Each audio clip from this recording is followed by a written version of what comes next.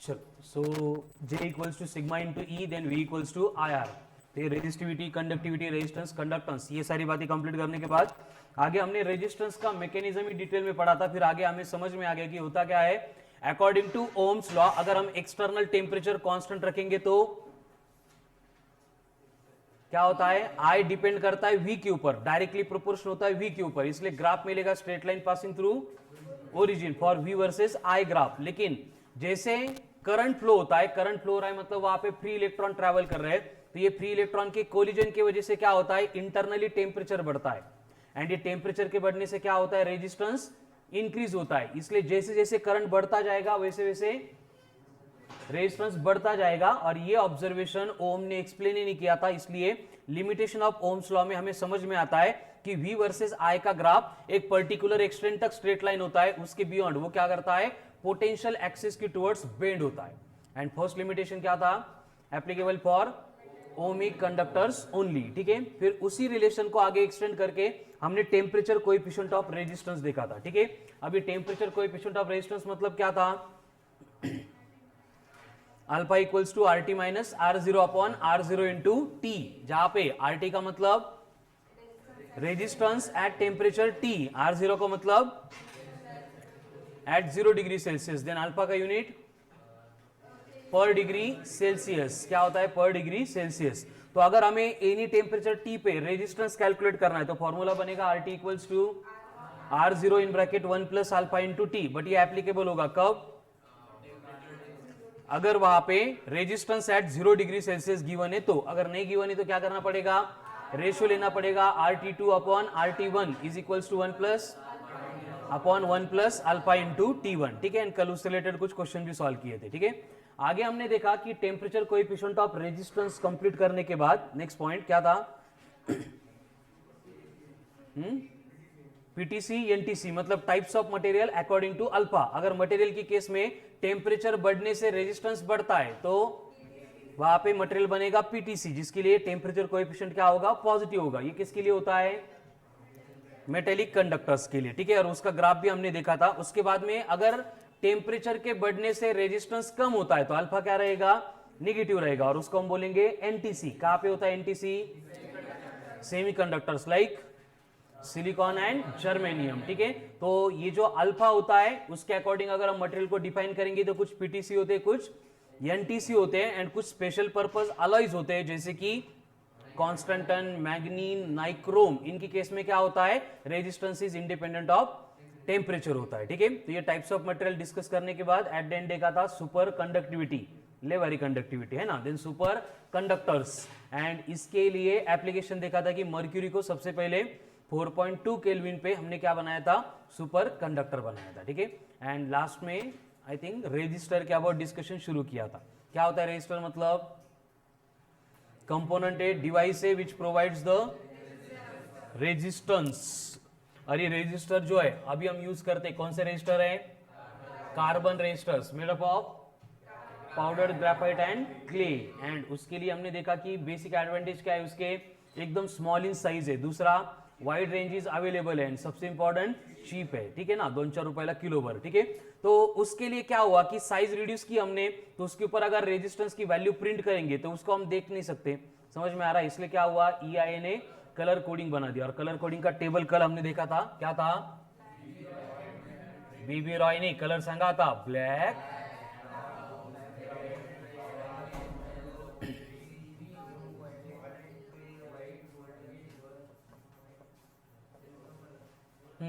बीबी रॉय, उसके बाद Great Britain,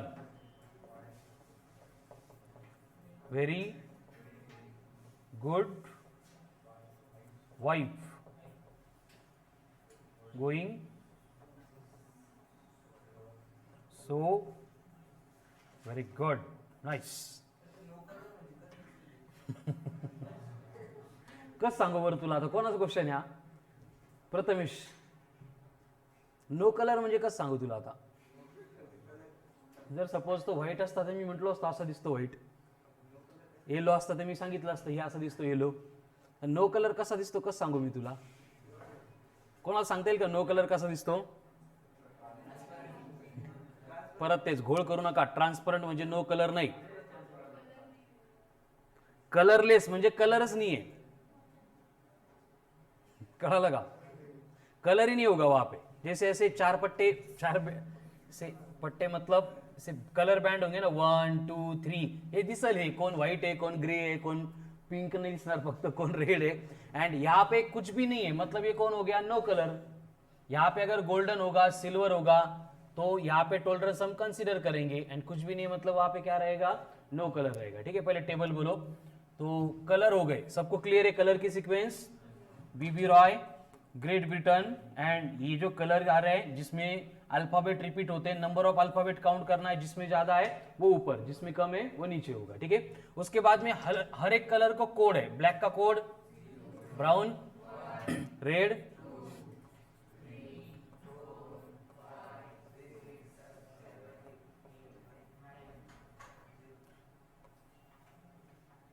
उसके बाद में हर एक कलर को मल्टीप्लायर है.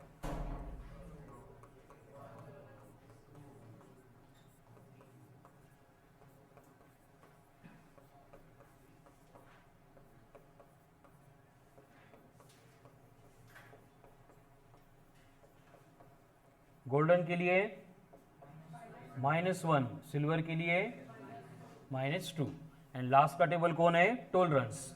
टॉलरेंस किसको है? सिर्फ गोल्डन को, उसके बाद सिल्वर को, एंड देन नो कलर को. ठीक है, बाकी कोई कलर को टॉलरेंस नहीं होंगे. ठीक है, तो ये कलर कोडिंग का टेबल है. इसके ऊपर हम एक्चुअल रेजिस्टेंस की वैल्यू कैलकुलेट कर सकते हैं. यहाँ पे कौन? टॉलरेंस.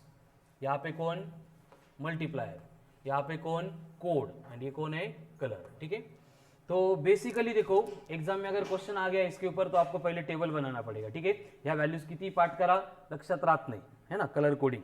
अँड यावर एवढ्याच टाईपचा क्वेश्चन आहे, त्याच्यामुळे ते परवडत पण नाही आपल्याला. ठीक आहे, इतका मोठा टेबल पाठ करायचा एक छोट्याशा क्वेश्चन साठी. इसलिए टेबल बनाने का जो फॉर्मेट है उसको समझो, और एग्जाम में अगर क्वेश्चन आ गया तो इसके ऊपर टेबल बना दो. ठीक है, टेबल कल ड्रॉ किया था. अब होता क्या है देखो, जब भी हमें रेजिस्टेंस दिया जाता है, रेजिस्टर दिया जाता है एंड उसके ऊपर से रेजिस्टेंस की वैल्यू कैलकुलेट करनी पड़ती है, तो बेसिकली ये रेजिस्टर इस तरह से होता है सिलिंड्रिकल फॉर्म में. ये पूरा जो मटेरियल है किससे बना है?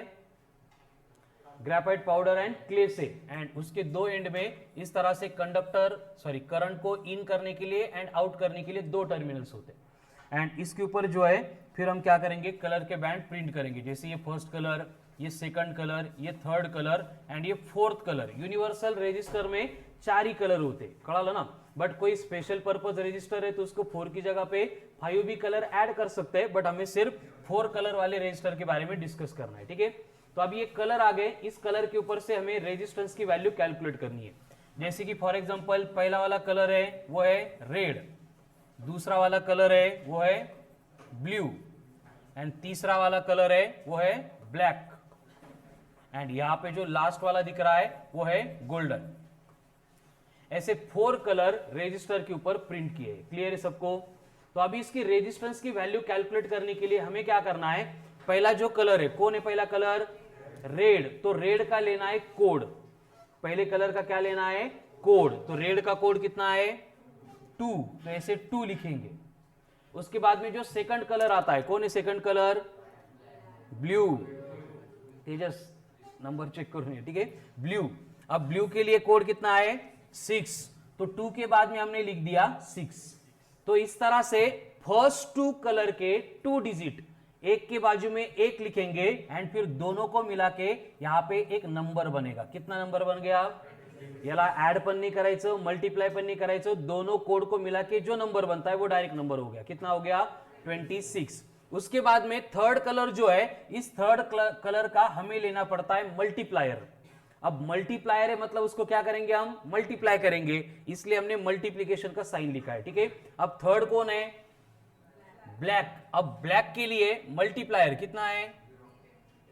0 नहीं है, 10 की पावर 0 है. ध्यान से देखो, कोड नहीं ले रहे हम, कौन ले रहे हैं? मल्टीप्लायर ले रहे हैं. तो मल्टीप्लायर ब्लैक के लिए कितना है? 10 की पावर 0 है. एंड जो लास्ट वाला कलर होता है यहां पे कौन है? गोल्डन. इसके लिए हमें लेना पड़ता है टॉलरेंस. टॉलरेंस कितना है गोल्डन का? टॉलरेंस 5%. तो ये हो गई एक्चुअल रेजिस्टेंस की वैल्यू. अब इसको सिंप्लीफाई करेंगे तो 10 की पावर 0 मतलब 1, यानी ये बनेगा 26 प्लस और माइनस 5% ओहम। ये गिवन रेजिस्टर रहेगा अगर इस तरह की कलर बैंड प्रिंट किए तो। एकदम सिंपल स्ट्रेट फॉरवर्ड होता है। पहले दो कलर के जो कोड होंगे उनको मिला के एक नंबर, फिर मल्टीप्लायर आएगा एंड एट द एंड कौन होगा, टॉलरेंस होगा। क्लियर है? अब बस एडिशनल आपको एक स्टेप करनी है, 26 का 5% कितना वो कैलकुलेट करो, क्योंकि ऑप्शन में डायरेक्ट परसेंट दिए तो एकदम सिंपल है, आंसर आ गया। लेकिन ऑप्शन में अगर 26 प्लस और माइनस कुछ नंबर दिया है तो हमें वो नंबर कैलकुलेट करने के लिए 26 का 5% निकालना पड़ेगा। अब हाउ टू कैलकुलेट परसेंटेज? 1.2, 1.3, चलो कमन फास्ट।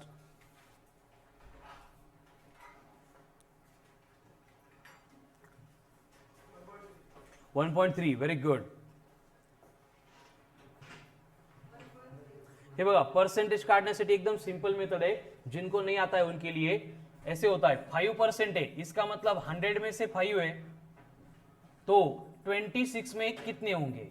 इसको हम x कंसीडर करेंगे, हमें x कैलकुलेट करना है, तो इसको हम क्या करेंगे, इस तरह से क्रॉस मल्टीप्लाई करेंगे, तो ये बनेगा 100 into x equal to 26 into 5। तो x इक्वल्स टू कितना होगा, बोलो? 26 इंटू 5 130 अपॉन 100, तो x इक्वल्स टू आ गया 1.3, यानी फाइनल आंसर कितना होगा, 26 प्लस और माइनस 1.3 ओहम। लगा? अब इसका एक्चुअल मतलब क्या हो रहा है कि जो रेजिस्टेंस है वो हम मार्केट में परचेस करेंगे बोल के कि हमें 26 ओम का रेजिस्टेंस चाहिए, बट वो एग्जैक्ट 26 कभी नहीं हो सकता। जब हम डायमेंशन एंड एरर पढ़ते तब भी मैंने बोला था कि आज तक हमने जो कुछ भी बनाया है उसको 100% एररलेस बनाना पॉसिबल ही नहीं हुआ है, इसलिए हमें क्या करना पड़ता है, उसमें आने वाला एरर कंसीडर करना पड़ता है, एंड जो कंसीडरेबल एरर है उसी को हम क्या बोलते हैं, टॉलरेंस बोलते हैं। तो बोलो इसकी रेंज क्या होगी?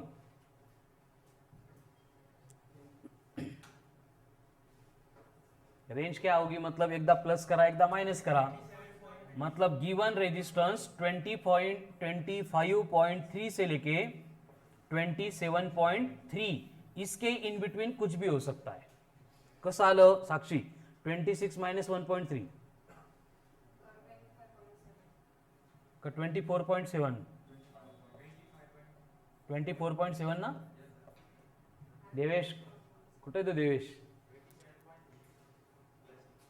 नहीं हे सांग ना, आता हे चुकलं तर लगेच प्लसचं सांगतोय। हाँ, 26 माइनस 1.3 कितना आ रहा है, 24.7, एंड 26 प्लस 1.3 देवेश 27.3, म्हणजे गिवन रेजिस्टन्स या दोन व्हॅल्यूच्या इन बिटवीन किती पण असेल, कळालं? क्योंकि ये टॉलरेंस था। हो गया क्लियर? फिर चलो, अभी कलर कोडिंग का टेबल सबके पास है, आगे मैं रजिस्टर दूंगा, आप वैल्यू बोलो।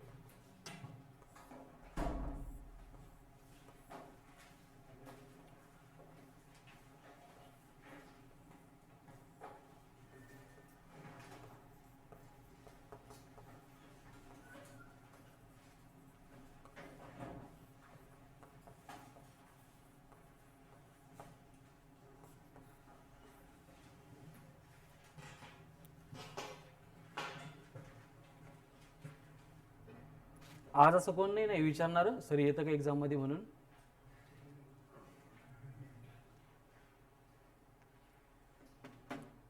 इस साल नहीं, लेकिन लास्ट ईयर के जेई के 3 सेशन में सेम पार्ट में क्वेश्चन आया था।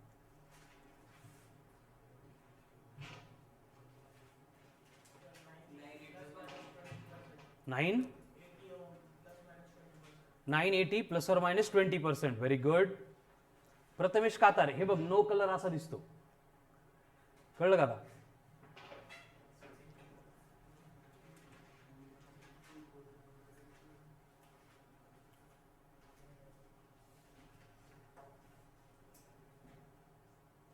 $980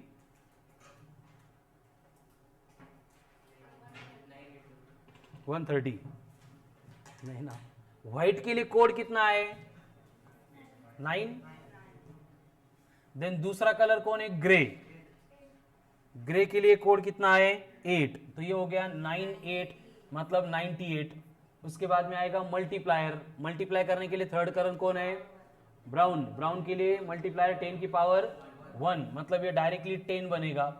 आगे कलर ही नहीं है, मतलब टॉलरेंस होगा 20%, यानी आंसर विल बी 980 प्लस और माइनस 20% ओहम।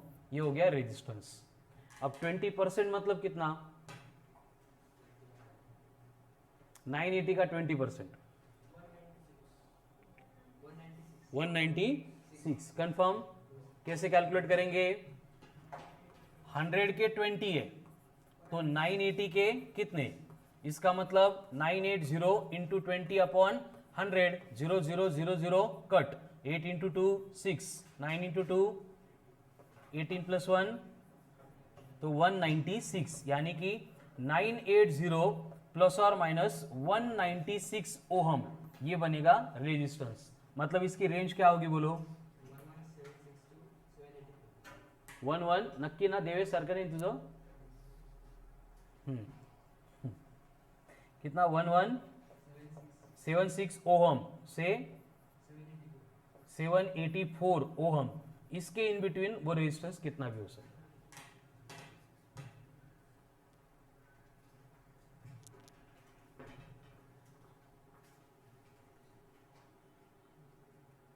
चलो, हो गया क्लियर?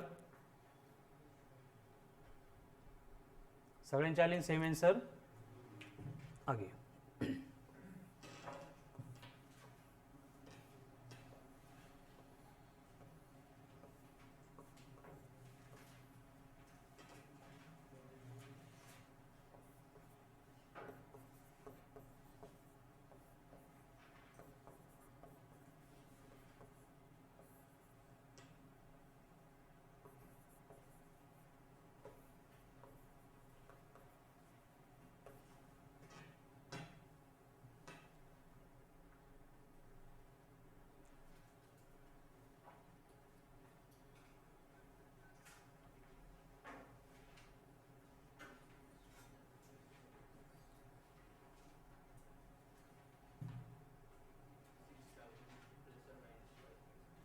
6000 प्लस और माइनस 5%।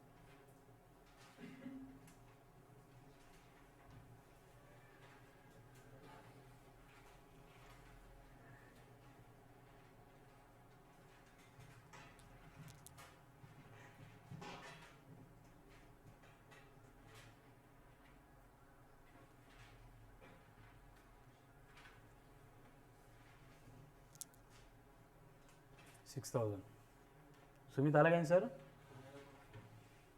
6000। देखो पहले कौन है? ब्लू, ब्लू के लिए कोड कितना है? 6 कंफर्म। उसके बाद में ब्लैक के लिए, रेड के लिए 10 टू द पावर 2, तो 60 इंटू 10 की पावर 2 प्लस और माइनस, गोल्डन है मतलब 5%, तो कितना होगा ये? 6000 प्लस और माइनस 5%। ठीक है, ये हो गया गिवन रेजिस्टेंस। बोलो अब 6000 का 5% कितना? 300। कैसे कैलकुलेट करेंगे again? 6000 into 5 divided by 100, 0000 cut, कितना आता है? तो 6000 प्लस और माइनस 300 ओहम, ये बनेगा गिवन रेजिस्टेंस, यानी कि रेंज। व्हेरी गुड, ये सगळ्यांना आलं असेल। ठीक है, क्लियर हो गया? चलो वन मोर।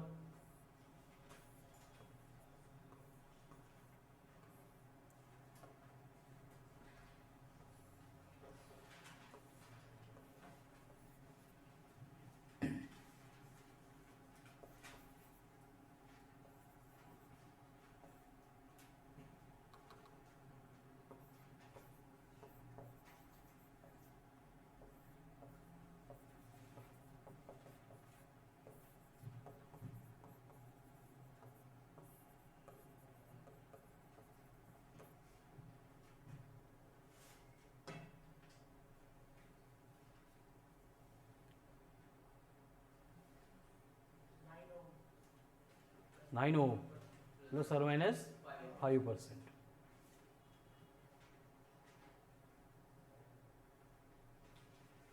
यानी कि ये पहले 3 बैंड कंपलसरी प्रिंटेड होते ही है, फोर्थ के लिए ऑप्शन है, गोल्डन होगा, सिल्वर होगा, नहीं तो होगा ही नहीं। आंसर चलो।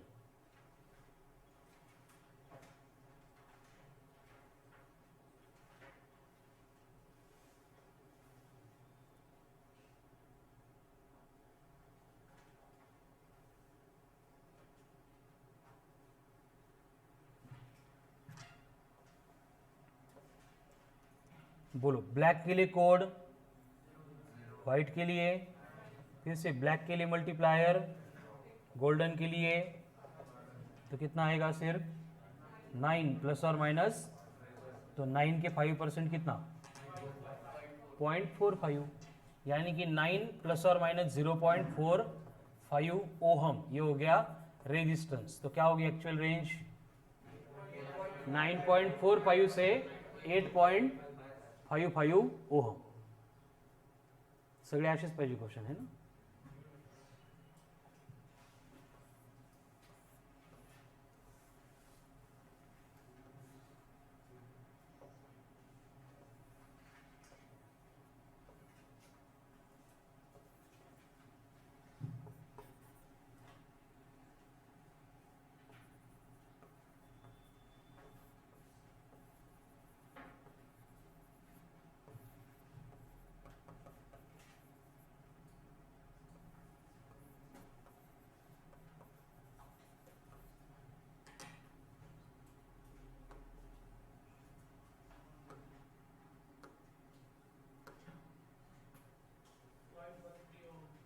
.13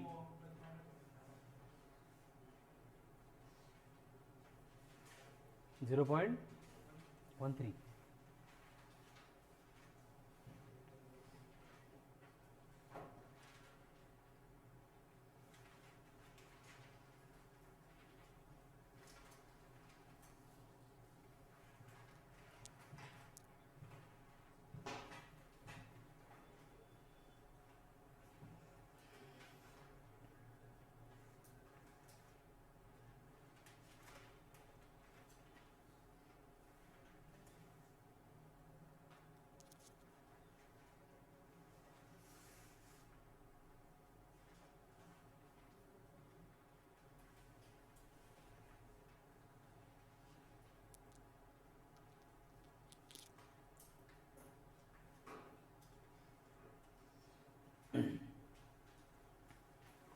अलेक्स सगळ्यांचे आंसर।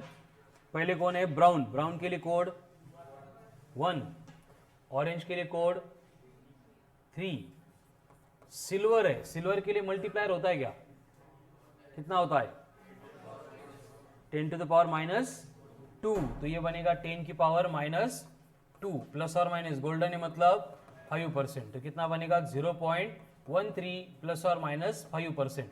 तो बोलो अब 0.13 का 5% 0.0065 ओहम, ठीक है, रेंज नहीं बोली तो भी चलेगा। हो गया क्लियर। फिर तो इस तरह से गिवन रेजिस्टर का रेजिस्टेंस कैलकुलेट करना है, हो जाएगा ना। चलो मंडे के टेस्ट में इससे रिलेटेड भी मैक्सिमम क्वेश्चंस रहेंगे, सो दैट स्कोर थोड़ा अच्छा ही, ठीक है, त्यामुळे व्यवस्थित प्रिपरेशन करा। नाउ नेक्स्ट पॉइंट, रेजिस्टर हो गया। अभी नेक्स्ट पॉइंट जो है इससे रिलेटेड हम यहां पे ज्यादा डिस्कस नहीं करेंगे, ऑलरेडी हमने कैपेसिटर की केस में इसको टाइम दिया था, उसकी सिमिलर ही प्रोसेस है। Combination of resistors, combination of resistors, combination of capacitors, वही है कॉम्बिनेशन ऑफ रेजिस्टर्स। पहला कॉम्बिनेशन सीरीज कॉम्बिनेशन। अब सीरीज कॉम्बिनेशन का मतलब क्या होता है, one after another, whenever resistors are connected one after another, जैसे कि ये फर्स्ट रजिस्टर, ये सेकंड रजिस्टर, ये third register, connected across potential difference, ये है R1, R2 एंड R3।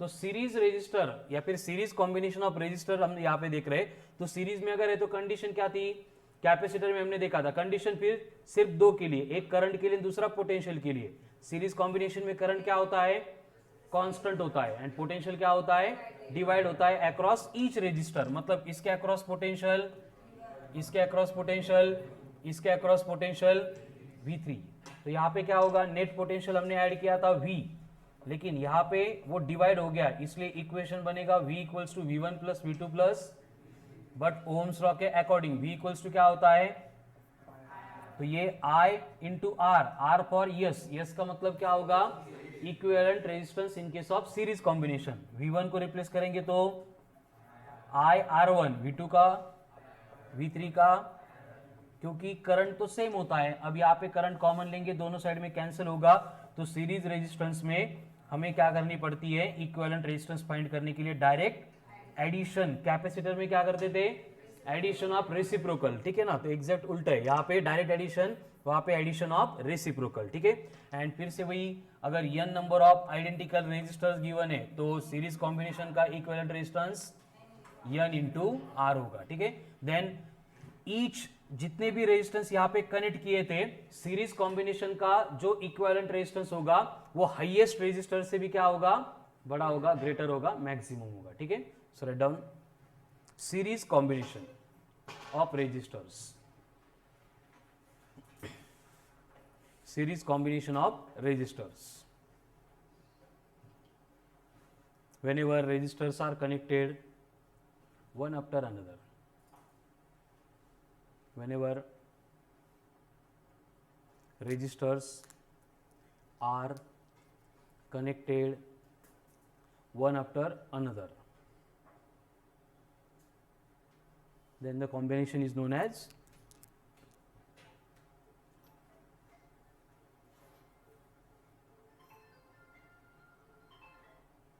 अलग क्या है, combination of resistors is known as series combination, series combination. Next point, in case of series combination, in case of series combination, current through each resistor, current through each resistor will be same, but potential gets divided, potential gets divided across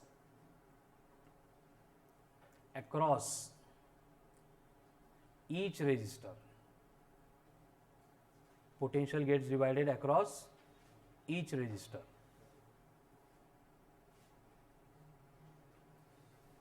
ठीक है। Diagram draw करो and equations लिख लो।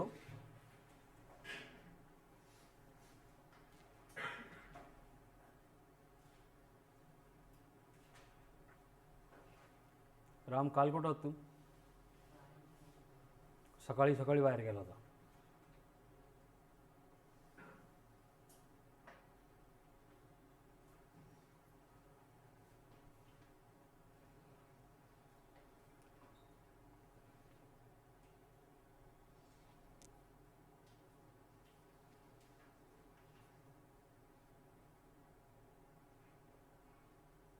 हो गया।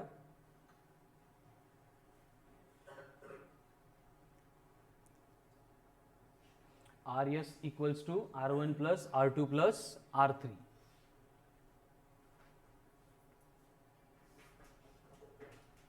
next point, if n number of identical resistors, identical मतलब यानी R1 equal to R2 equals to R3, ऐसे same, if n number of identical resistors are connected in series, then equivalent resistance will be कितना होगा, RS equals to n into R, n into R, म्हणजे orally सांगा, अगर 20 ohm each के 100 resistance अगर series में connect किए तो इक्विवेलेंट रेजिस्टेंस कितना बनेगा, 2000, ठीक है। Next point is star mark, equivalent resistance, equivalent resistance of series combination, equivalent resistance of series combination will be greater than highest resistance in the combination. याची meaning कळते का हे जे लिहिलं ते? म्हणजे फॉर एग्जांपल 2, 7, 20, 100 ऐसे 4 रेजिस्टर अगर सीरीज कॉम्बिनेशन में connect किए तो इनका जो सीरीज कॉम्बिनेशन का रेजिस्टेंस होगा उसकी वैल्यू 100 से भी ग्रेटर होगी, मतलब जो हाईएस्ट है उससे भी बड़ी सीरीज कॉम्बिनेशन में वैल्यू होती है. ठीक है. अब सीरीज के सिमिलर दूसरा कॉम्बिनेशन आएगा, that is parallel combination. Parallel combination. अब ये पैरेलल कॉम्बिनेशन में क्या होता है? Resistors are connected one below another. इस तरह से अगर ये रेजिस्टर्स कनेक्ट किए जाएंगे, यहाँ पे पोटेंशियल डिफरेंस है V, रेजिस्टेंस R1 है, R2 है, R3 है. तो पैरेलल कॉम्बिनेशन में क्या होता है? Potential remains same but each resistor में से फ्लो होने वाला करंट क्या होता है? डिफरेंट होता है. ठीक है. तो अगर यहाँ पे करंट डिफरेंट है लेकिन जो बैटरी से आने वाला करंट था वो तो सेम था, इसका मतलब अब करंट की एडिशन करंट की एडिशन होगी एंड I बनेगा equals to I1 plus I2 plus I3. But फिर से according to Ohm's law V equals to, तो I बनेगा V अपॉन, तो R की जगह पे यहां पे लेंगे RP. RP का मतलब equivalent resistance in case of parallel combination. तो आगे फिर से V upon R1 plus V upon R2 plus V upon R3. V common लेके कट करेंगे तो 1 अपॉन RP इक्वल्स टू क्या रहेगा? 1 upon R1 plus 1 upon R2 plus 1 upon R3. मतलब पैरेलल कॉम्बिनेशन में इक्विवेलेंट रेजिस्टेंस कैलकुलेट करना है तो एडिशन ऑफ कैपेसिटर में क्या होता था? Direct addition. ठीक है. अगर दो रेजिस्टर्स गिवन है तो RP इक्वल्स टू कितना बनेगा? Direct R1 R2 upon R1 plus R2. Again n number of identical resistors given है तो RP कितना होगा? R by N. चलो क्या लिखा है next point? Parallel combination. When resistors are connected,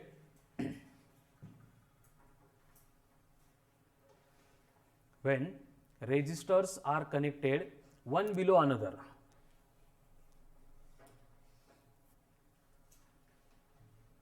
when resistors are connected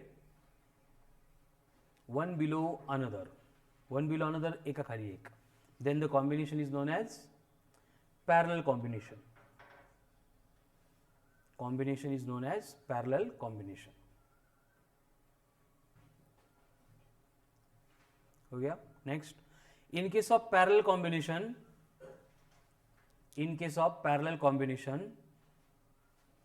potential across the resistors will remains same, but current gets divided across each resistors. Current gets divided across each resistors.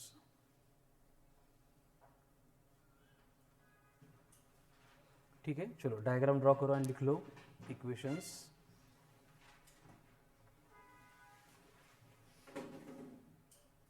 One upon RP equals to 1 upon R1 plus 1 upon R2 plus 1 upon R3.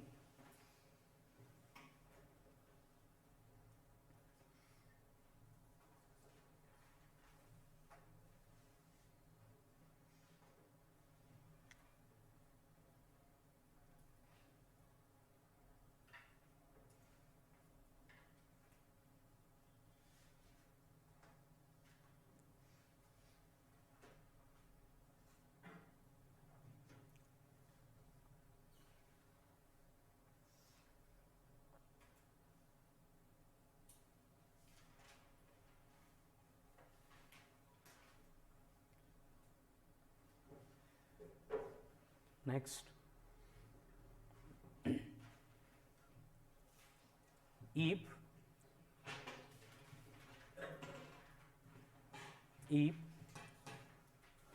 n number of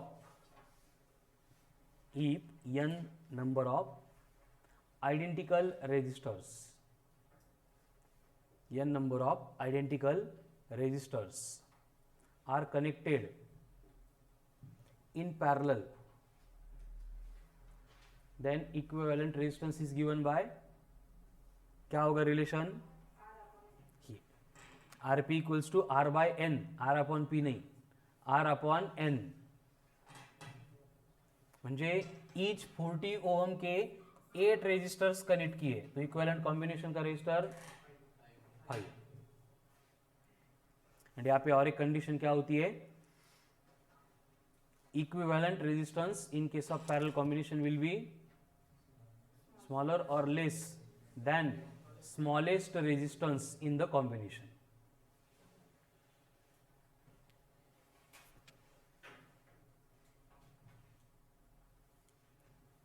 Equivalent resistance of the combination is less than smallest resistance in the combination। म्हणजे 1397 ये 4 resistors है parallel combination में, तो equivalent resistance क्या होगा, 1 से भी less होगा। ये तो खरंच चेक करा बरं, 1379 4 रेजिस्टर्स कनेक्टेड इन पैरेलल है,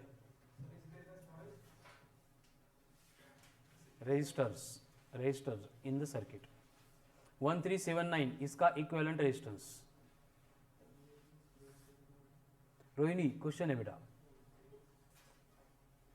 1379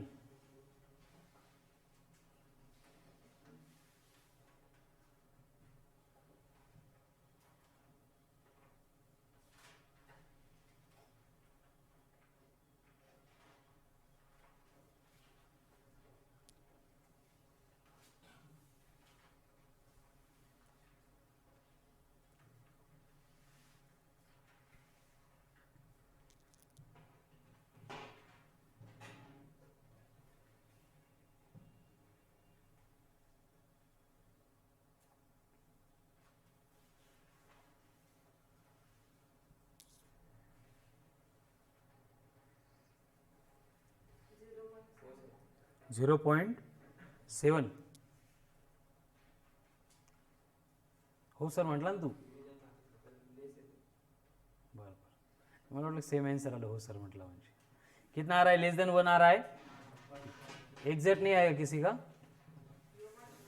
0.7 ओम मतलब 1 से भी क्या होगा, लेस होगा। हो गया क्लियर। फिर सीरीज एंड पैरेलल कॉम्बिनेशन, अब यहाँ पे देखो सीरीज एंड पैरेलल कॉम्बिनेशन के जो भी कैपेसिटर के क्वेश्चन हमने देखे थे उस टाइप के क्वेश्चन सिमिलर एप्लीकेबल है फॉर रेजिस्टर ऑल्सो, बट कुछ सर्किट होते हैं जैसे कि व्हीटस्टोन का नेटवर्क था, है ना, कुछ सिमेट्रिकल सर्किट आएंगे जो रेजिस्टर एंड कैपेसिटर के लिए कॉमन है, एंड जो हमने कैपेसिटर के सर्किट में डिस्कस नहीं किए थे वही हम रेजिस्टर से रिलेटेड डिस्कस करेंगे। ठीक है, तो आज का आपका टास्क होगा कि सीरीज एंड पैरेलल कॉम्बिनेशन हमने कैपेसिटर के देखे थे, तो हर एक वही डायग्राम लेनी है, बस कैपेसिटर में क्या था, ऐसे 2 प्लेट होत्या, उसको रिप्लेस करके अशा वर खाली लाइन ड्रॉ करायच्या। ठीक है, ये क्या बनेगा, रेजिस्टर बनेगा। ठीक है, वैल्यू भी सेम रहेगी, बस वहां पे 5 माइक्रोफैराड होता था, उसको रिप्लेस करके क्या लेंगे, डायरेक्ट 5 ओम लेंगे। ठीक है, एंड जितने मैक्सिमम क्वेश्चन सॉल्व कर सकते हो आज थर्सडे, फ्राइडे, सैटरडे, संडे 4 दिन में कंप्लीट करो। ठीक है, तो सिर्फ आगे कुछ और पॉइंट्स हमें देखने, किरचॉफ्स लॉ, एंड वो कंप्लीट होने के बाद फिर रेजिस्टर एंड कॅपॅसिटर के कंबाइन जो पेंडिंग टाइप के क्वेश्चन है वही हम यहाँ पे डिस्कस करेंगे। कळालं सगळ्यांना, म्हणजे आता हे बेसिक क्वेश्चन आपण कॅपॅसिटर मध्ये घेतले होते ते रेजिस्टर मध्ये घेणार नाही, ईच 5 है तो equivalent resistance will be 15 ohm. Very good, फिर से इस तरह से resistors are connected in the circuit, ये पोटेंशियल डिफरेंस है, ईच इक्वल्स टू 10 ओम, तो equivalent resistance will B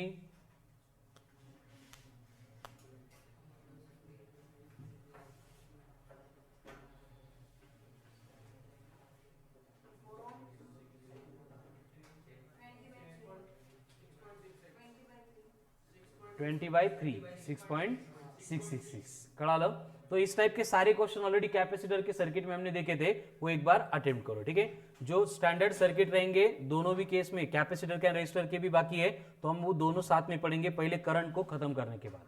now write down next point, electro motive force, electromotive force, electromotive force, इसको हम क्या बोलते हैं? ईएमएफ. आता इथं ईएमएफ इंट्रोड्यूस झालं, यहां से लेके फिजिक्स के एंड तक हमें ईएमएफ से रिलेटेड डिस्कशन करना है. ठीक है, हर एक टॉपिक में, हर एक क्वेश्चन में हम बैटरी की जगह पे क्या कनेक्ट करेंगे? ईएमएफ कनेक्ट करेंगे. ठीक है, ईएमएफ. तो ईएमएफ का मतलब क्या होता है?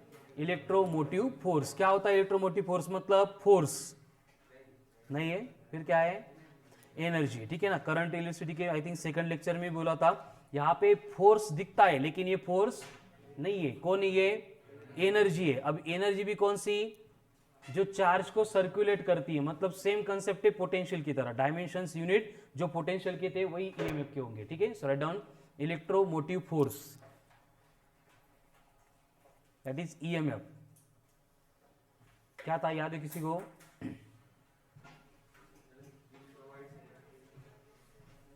which provides energy to the charge. Very good. किस लिए? To circulate it once round the complete circuit. So write down electromotive force is defined as total amount of energy, total amount of energy supplied by a cell, total amount of energy supplied by a cell to a charge. अब ये charge मतलब कौन होता है? Electron ही होता है. तो bracket में इलेक्ट्रॉन लिख दो. To circulate it once round the complete circuit.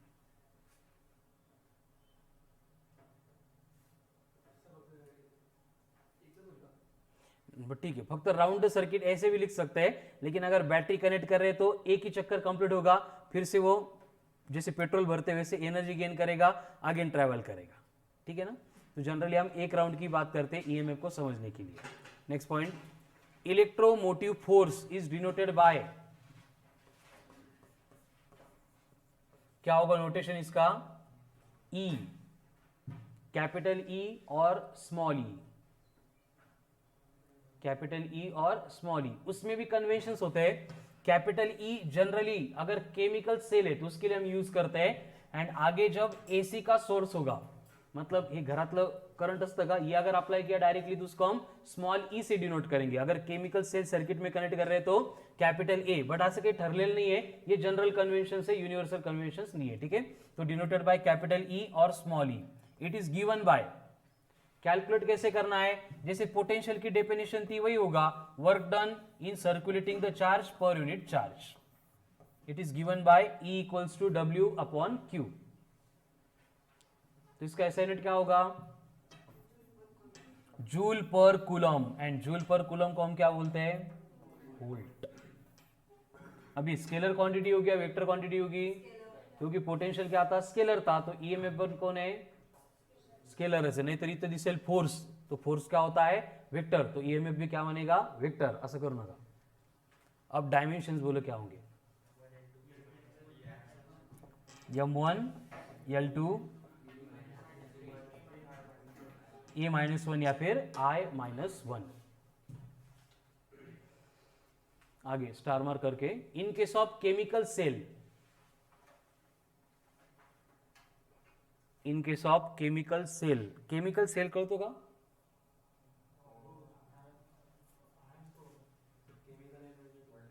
Very good. Chemical energy electrical energy में कन्वर्ट करता है, या फिर वोल्टाइक सेल, या फिर तो केमिकल सेल की केस में क्या लिखा? In case of chemical cell, EMF of a cell, EMF of a cell depends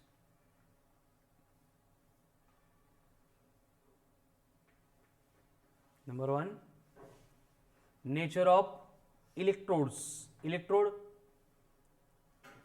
cathode anode, electrode. And number 2 nature of electrolyte, electrolyte, हाँ इलेक्ट्रोलिटिक सॉल्यूशन। तो इन दोनों के कॉम्बिनेशन के ऊपर ईएमएफ क्या करता है, डिपेंड करता है, ठीक है। बाकी एरिया ऑफ द प्लेट्स होगा, प्लेट्स के बिटवीन सेपरेशन होगा, देन इलेक्ट्रोड की हाइट होगी, एरिया इन द इलेक्ट्रोलाइट होगा, इसके ऊपर ईएमएफ डिपेंड नहीं करता है, ठीक है। अभी जनरल केमिकल सेल कैसे एक्ट होता है आपको मालूम होगा, पूर्ण केमिस्ट्रीचा एक्चुअल मेकॅनिझम नको आहे आपल्याला, एक जनरल इन्फॉर्मेशन बस। ये क्या हो गया, क्या ये कंटेनर है, बीकर, बर। इस कंटेनर में, बीकर में हम क्या फील करेंगे, क्या ये इलेक्ट्रोलाइट या फिर इलेक्ट्रोलिटिक सॉल्यूशन। अब ये कंटेनर किससे बना होता है, कोई फर्क पड़त नहीं, ठीक है।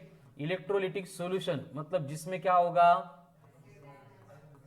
कैटायंस, एनायंस, ठीक है, मतलब फ्री आयंस प्रेजेंट होंगे। जैसे कि इलेक्ट्रोलिटिक सॉल्यूशन का एग्जांपल Na एंड Cl, इनको जब मिक्स करते हैं तो वो NaCl नहीं होता है, क्या होता है, Na+Cl- होता है। वेरी गुड, ठीक है। HCl, खुशी, HCl, इसमें H क्या है, नहीं नहीं क्या है, H मतलब कौन है, हाइड्रोजन, हाइड्रोजन है। HCl में H मतलब हाइड्रोजन है, नहीं नहीं HCl होता है कि नहीं, HCl में H कौन है, कौन है, हाइड्रोजन है। Cl मतलब कौन है, क्लोरीन है। Very good, sit down. Tejas, H2SO4 में H2 कौन है, मग असं का इकडे Hच होतं आणि तिकडे H2 आहे, त्याचे दोन हे लागतात, इकडे एकच हे लागतो, ठीक आहे। सिट डाउन, बरोबर, सिट डाउन। डिपेंड करतं ना बॉन्ड कोणासोबत करतोय, मग काय मोनो की डाय की ट्राय, काय काय एटॉमिक तो मॉलिक्यूल बनता है, इसके ऊपर डिपेंड करता है, छोड़ दो। इलेक्ट्रोलिटिक सॉल्यूशन, इसमें क्या होगा, कौन है ये, इलेक्ट्रोड, ये कौन है, ये भी इलेक्ट्रोड है, ठीक है। जैसे कि एग्जांपल बोलो इलेक्ट्रोड का, मेटल एखादा जो जनरली यूज होता है, हाँ zinc, Z axis, platinum, platinum परोडल का प्लॅटिनम टाकले तर, ठीक है। इन जनरल जो केमिकल सेल मिलता है उसमें क्या होता है, जिंक रॉड होते हैं, ठीक है, इलेक्ट्रोड्स। अब इसमें दो इलेक्ट्रोड्स है, समझ में आ रहा है, तो ये एक इलेक्ट्रोड है, ये दूसरा इलेक्ट्रोड है। तो एक इलेक्ट्रोड होता है जिसके सरफेस के ऊपर क्या होगा, ऑक्सीडेशन होगा, ऑक्सीडेशन होगा मतलब क्या होगा, केमिकल रिएक्शन होगी, फिर उस रिएक्शन में केमिकल एनर्जी कन्वर्ट होगी इनटू हीट एनर्जी। उस हीट एनर्जी को इलेक्ट्रॉन क्या करेंगे, गेन करेंगे। इलेक्ट्रॉन गेन करने के बाद एज यूजुअल क्या करेंगे, पहले कंडक्शन बैंड में आ चुके क्योंकि ये मेटल था, फिर और एनर्जी मिल गई तो ये इलेक्ट्रॉन क्या करेंगे, डायरेक्ट मेटल के सरफेस के बाहर ही जंप करेंगे। समझ में आ रहा है। तो सपोज ये कौन है, एनोड है, तो इसके ऊपर से ये इलेक्ट्रॉन जंप करके निकल जाएंगे। अब ये इलेक्ट्रॉन जंप करके निकल गए, क्यों निकल गए, क्योंकि इनके पास एनर्जी है। समझ में आ रहा है। और ये एनर्जी जो होती है उसी को हम इलेक्ट्रोमोटिव फोर्स बोलते हैं। समझ में आ गया। अब ये इलेक्ट्रॉन क्या करेंगे, स्टार्ट में इस एनोड से लेके कैथोड तक ट्रैवल करेंगे।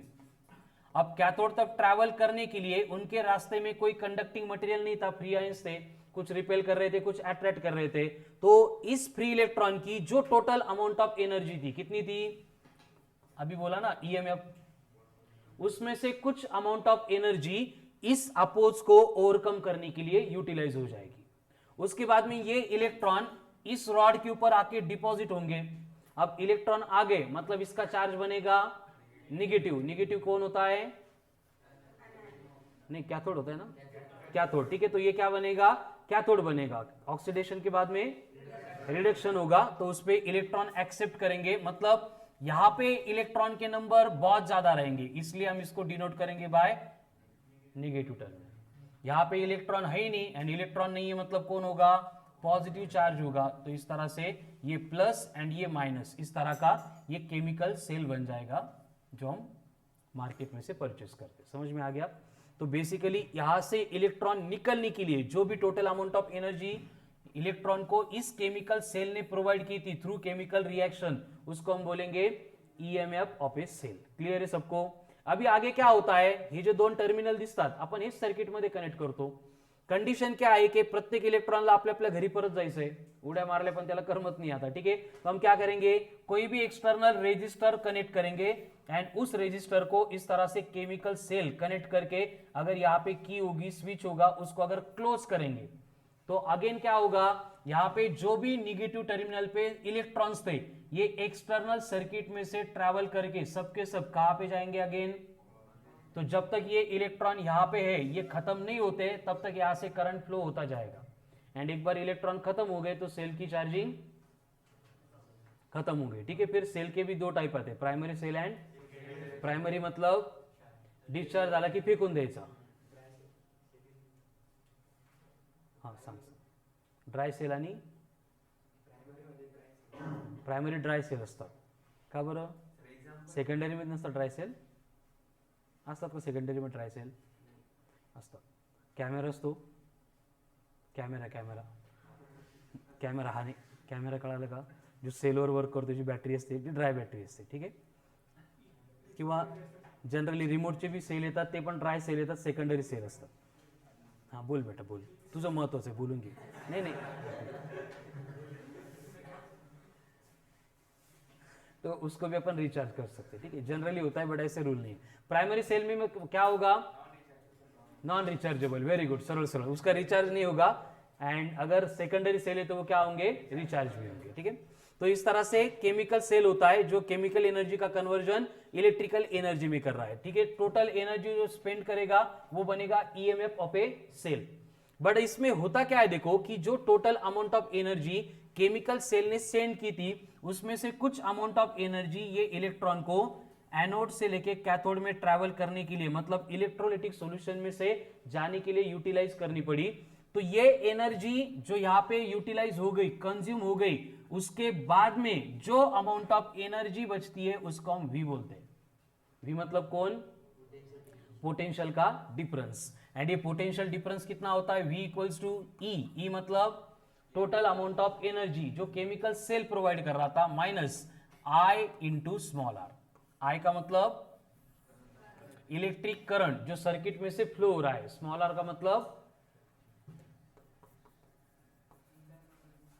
Internal resistance, internal resistance. तो इंटरनल रेजिस्टेंस मतलब क्या होता है, समझ में आ गया, सेल का इंटरनल रेजिस्टेंस है, मतलब अपन प्रोवाइड करत नहीं है, हम कौन सा प्रोवाइड कर रहे हैं, ये वाला, इसको बोला जाएगा external resistance denoted by capital R. लेकिन यहां पे जो स्मॉल आर है वो किसका है, सेल का खुद का है। कहां पे था, जब इलेक्ट्रॉन ये एनोड से लेके कैथोड तक मतलब इलेक्ट्रोलाइटिक सॉल्यूशन में से ट्रॅव्हल कर रहे थे, म्हणजे सेलच्या मध्येच त्यांना अपोज झाला है, इसलिए हम उसको क्या बोल रहे हैं, internal resistance of a cell. Clear है, चलो तो ईएमएफ के बाद में नेक्स्ट पॉइंट लिखो, internal resistance of a cell. Internal resistance of a cell क्या होगा, internal resistance of a cell opposed to the current provided by electrolyte, opposed to the flow of electrons inside the cell provided by electrolyte, provided by electrolyte is called as internal resistance.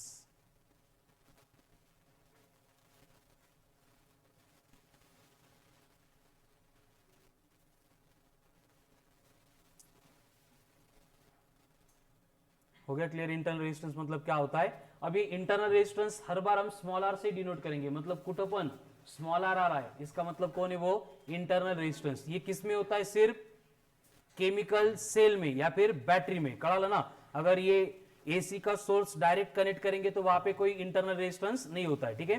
तो जब हम AC circuit की बात करेंगे तो वहां पे नहीं होगा, लेकिन बाकी हर एक सर्किट में जब भी ईएमएफ दिया जाएगा, क्वेश्चन में अगर हमें बोला है EMF of a cell is 1.4 volt, तो ईएमएफ आ गया मतलब हमें कंपलसरी स्मॉल आर को कंसीडर करना ही पड़ता है, ठीक है।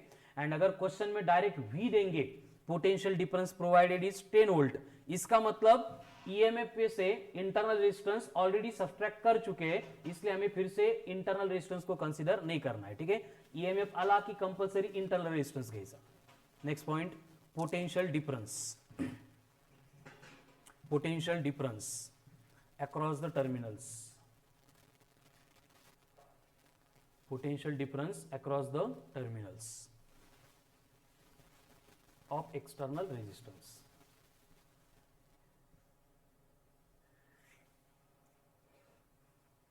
Is the amount of energy available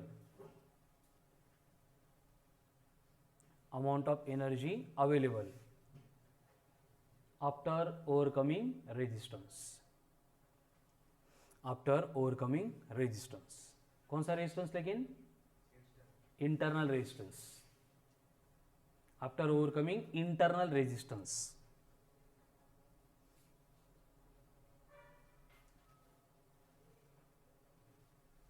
that is, इसका मतलब ऐसे भी लिख सकते हैं हम कि only amount of energy which is available across external resistance. Only amount of energy which is available across external resistance.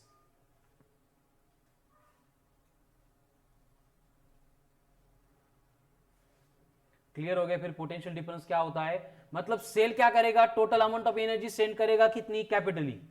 इसमें से इंटरनल रेजिस्टेंस को ओवरकम करने के बाद जो अमाउंट ऑफ एनर्जी बचती है वो कौन बनेगा? Potential difference. Next point, V equals to E minus IR. Potential difference is given by V equals to E minus IR. अब E का मतलब EMF, I का मतलब करंट, R का मतलब इंटरनल रेजिस्टेंस एंड V का मतलब पोटेंशियल डिफरेंस. चलो नेक्स्ट पॉइंट, स्टार मार्क करके लिखो. Current flowing through the external circuit, current flowing through external circuit when it is connected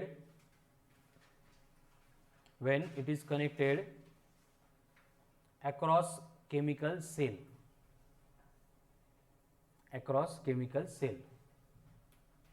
देखो बोर्ड पे ध्यान दो.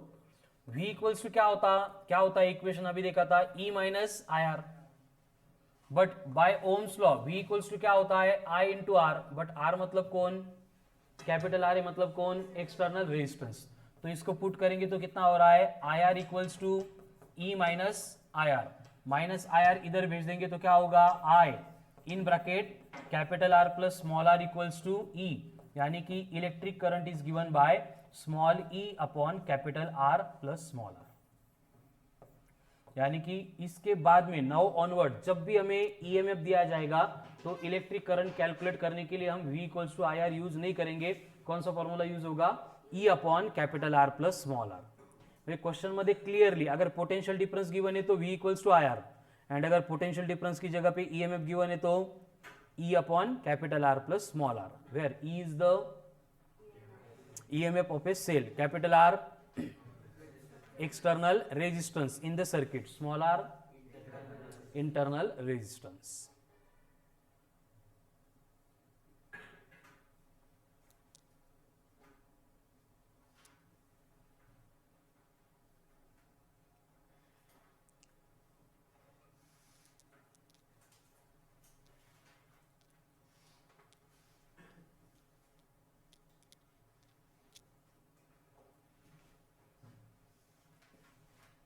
ये अब तक के डिस्कशन में इतना ही इंपॉर्टेंट फॉर्मूला था.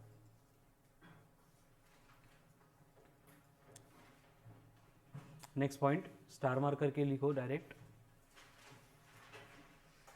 During discharging of a cell,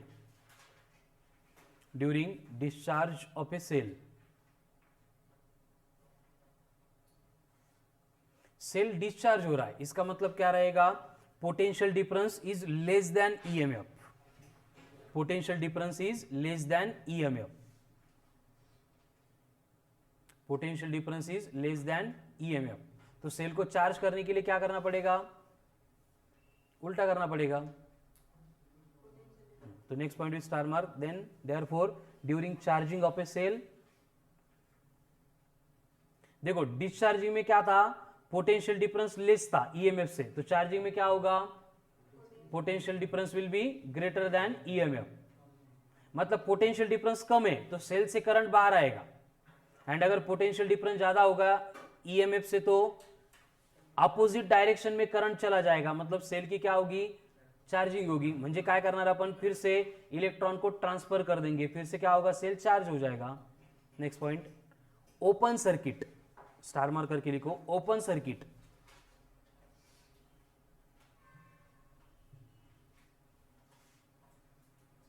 अब ओपन सर्किट का मतलब असा रेजिस्टेंस है बट इथं वायर तुटलंय एंड ये सेल हमने कनेक्ट किया है, तो इस टाइप के सर्किट को क्या बोलेंगे, ओपन सर्किट. अगर ये सर्किट ओपन हो गया इसका मतलब करंट बनेगा, करंट ही फ्लो नहीं होगा. अगर करंट जीरो हो गया इसका मतलब ई बनेगा इक्वल्स टू वी. कुठून, ये v equals to E minus I R, ये तो जीरो हो गया, मतलब v इक्वल्स टू क्या होगा, ई होगा. तो ओपन सर्किट में v इक्वल्स टू क्या होता है, ई होता है. लिखो, in open circuit I equals to zero and open circuit में जो रेजिस्टेंस है उसको हम इन्फिनिटी भी कंसिडर करते हैं, एक्सटर्नल रेजिस्टेंस. कारण हा इथून करंटच जात नाहीये, म्हणजे हा रेजिस्टेंस किती आहे, इन्फानाइट है. v equals to I R है, तो r इन्फानाइट होगा तभी i कितना बनेगा, जीरो बनेगा. In open circuit i equals to zero, r equals to infinity, therefore E becomes equal to V. Therefore E becomes equal to V. E equals to V. ये कौन सा circuit, open circuit. अब इसके बाद में आएगा short circuit, close नहीं, short circuit. Close circuit तर आपल्याला डिटेल मध्ये नंतर स्टडी करायची, ठीक आहे. Short circuit. अब शॉर्ट सर्किट का मतलब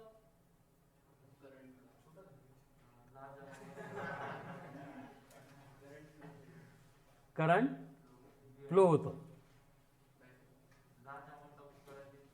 large amount of current flow होतं, लिमिटच्या बाहेर करंट फ्लो होतं. ऐसे क्यों हो गया, लिमिट के बाहर करंट क्यों फ्लो हो गया, क्या होता है शॉर्ट सर्किट का मतलब, राम, छोटं सर्किट. हाँ, करंट जास्त फ्लो होतं, मग रेजिस्टन्स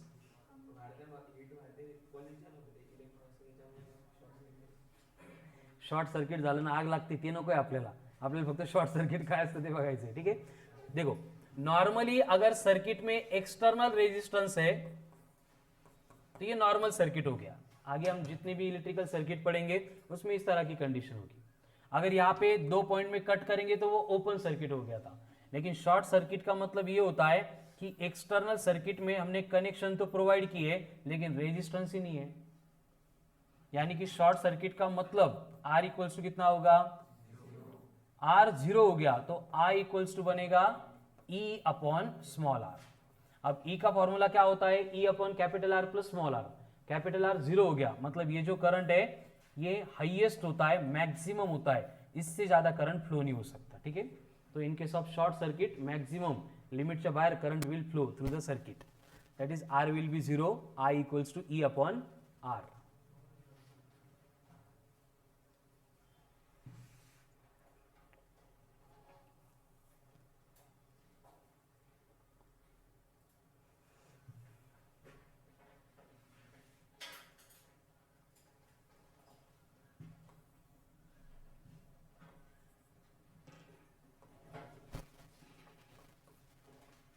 इलेक्ट्रिक पॉवरचा फॉर्म्युला माहिती का, इलेक्ट्रिक पॉवर